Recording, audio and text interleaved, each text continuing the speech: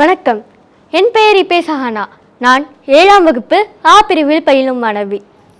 சின்ன பயலே செய்தி கேளடா என்னும் பாடல் வரிகளுக்கு சொந்தக்காரரான பட்டுக்கோட்டை கல்யாண சுந்தரம் ஓர் சிறந்த தமிழறிஞர், சிந்தனையாளர், பாடலாசிரியர் ஆவார். இவரின் பிறந்த நாளான இன்று இவரை பற்றிய ஓர் சிற்றுரை. தஞ்சாவூர் மாவட்டம் பட்டுக்கோட்டை அருகே உள்ள சிங்கப்படுத்தாங்காடு என்னும் சிற்றூரில் ஓர் எளிய விவசாய குடும்பத்தில் பிறந்தவர்.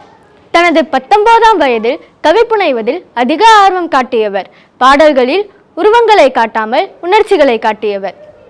1954ஆம் ஆண்டு படித்த பெண் திரைப்படத்திற்காக தனது முதல் பாடலை இயற்றி திரைத்துறையில் ஒரு அழுத்தமான முத்திரையை பதித்தவர். எளிமையான தமிழில் சமூக சீர்திருத்த கருத்துக்களை வலியுறுத்தி பாடுவதே இவரின் சிறப்பாகும்.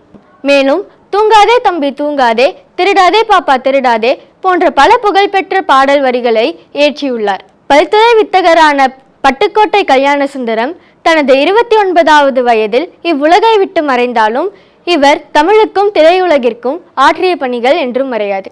நன்றி.